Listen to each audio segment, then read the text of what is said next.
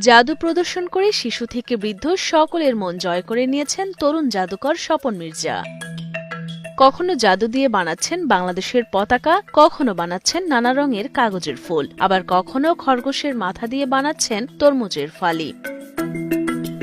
এভাবেই বিভিন্ন ধরনের চমকদার সব খেলা দেখান জাদুকর স্বপন মির্জা।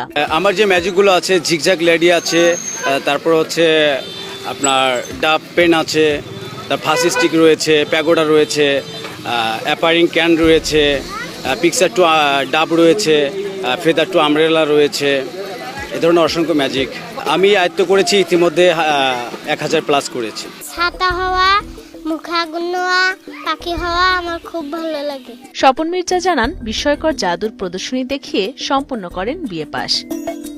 এমনকি উপার্জিত আয়ে সংসার চালানো সহ কিনেছেন জমি, গড়েছেন মাছের খামারও। জাদুকর স্বপন মির্জা গাইবান্ধার সাদুল্লাপুর উপজেলার কামারপাড়া ইউনিয়নের বাসিন্দা।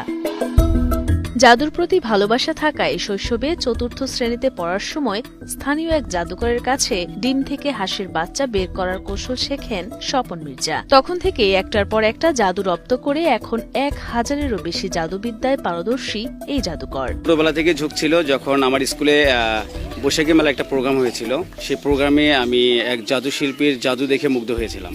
তখন থেকেই আমার ভিতরে একটা কাজ করতেছিল যে আমি একজন জাদু শিল্পী হব। তারপরেই ওনার হাত থেকেই আমার প্রথমে হাতে খড়ি ওনার কাছ থেকে আমার শেখা। তার নাম হচ্ছে ওমর ফারুক, আমার ওস্তাদের নাম, যার কাছ থেকে আমি সর্বপ্রথম ম্যাজিক শিখে থাকি। তারপরে থেকে দেশের বিভিন্ন জেলা বিভিন্ন জাদু শিল্পীর কাছ থেকে ম্যাজিক শিখে আজ আমি এত দূর পর্যন্ত আসছি।